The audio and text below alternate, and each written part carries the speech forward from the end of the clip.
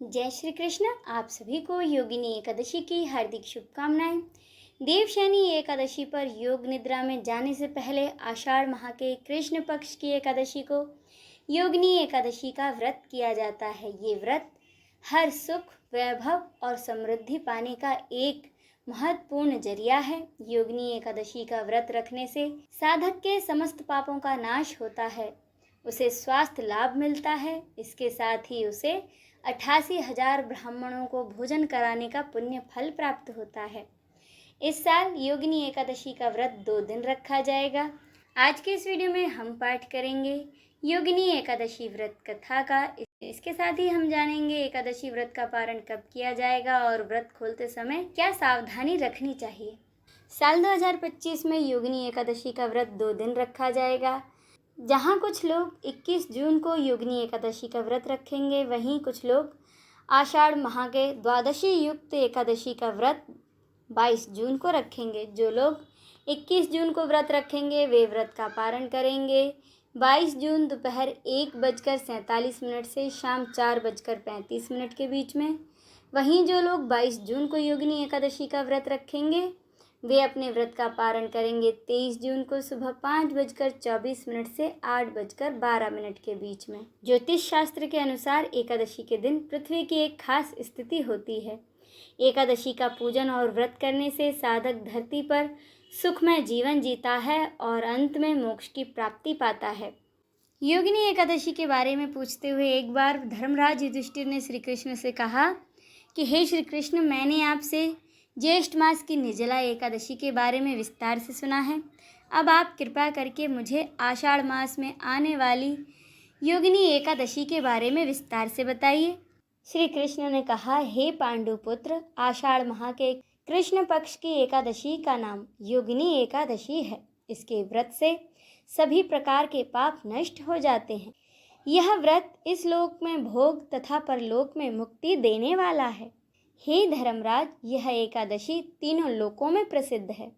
इसके व्रत से सभी पाप नष्ट हो जाते हैं।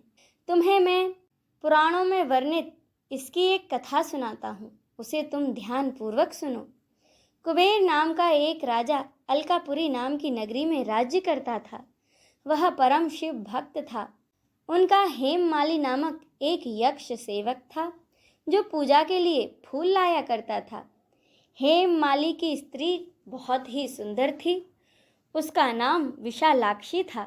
एक दिन वह मानसरोवर से पुष्प लेकर आया, किंतु कामासक्त होने के कारण पुष्पों को रखकर वह अपनी स्त्री के साथ रमण करने लगा। इस भोग विलास में उसे दोपहर हो गई।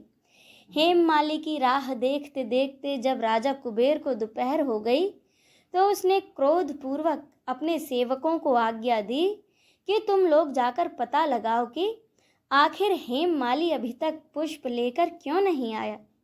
जब सेवकों ने उसका पता लगाया तो उन्होंने राजा के पास जाकर बताया कि हे राजन, हेममाली अपनी स्त्री के साथ रमन कर रहा है। इस बात को सुनकर राजा कुबेर ने हेममाली को तुरंत बुलाने की आज्ञा दी। अब डर से कांपता हुआ हेममाली राजा के सामने उपस्थित हुआ। उसे देखकर कुबेर को अत्यंत क्रोध आया और उसके होठ फड़फड़ाने लगे। राजा ने कहा, अरे अधम, तूने मेरे परम पूजनीय देवों के देव महादेव भगवान शिव का अपमान किया है। मैं तुझे अभी श्राप देता हूँ कि तू स्त्री के वियोग में तड़पे और मृत्यु लोक में जाकर कोढ़ी का जीवन व्यतीत करे। कुबेर के श्राप से वह उसी क्षण स्वर्ग से पृथ्वी पर आ गिरा और कोढ़ी हो गया। उसकी स्त्री भी उससे बिछड़ गई।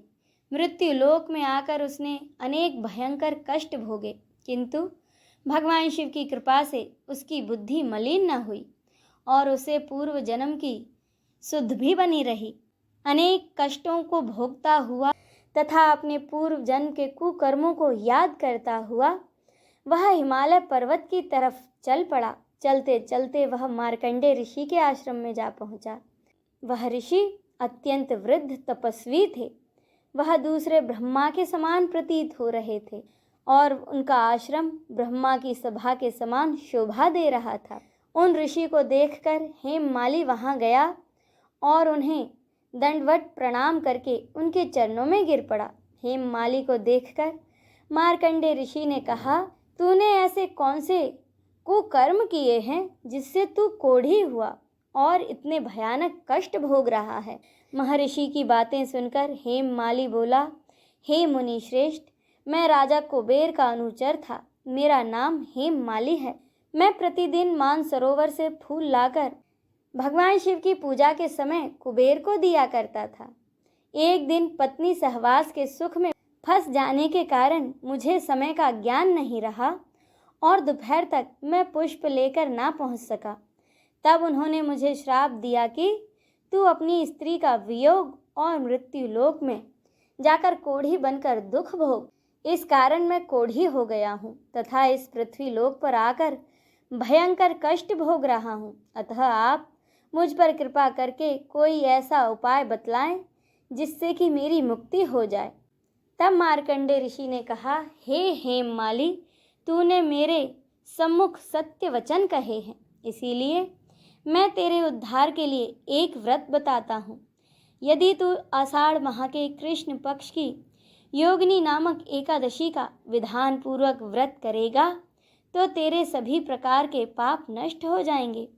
महर्षि के वचन सुन हेममाली अति प्रसन्न हुआ और उनके वचनों के अनुसार उसने योगिनी एकादशी का विधान पूर्वक व्रत किया।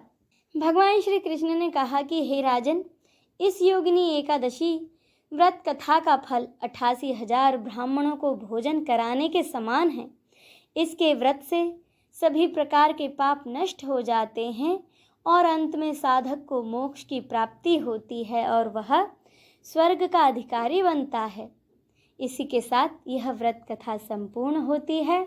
बोलिए भगवान श्री कृष्ण की जय। नमः पार्वते पते, हर हर महादेव की जय।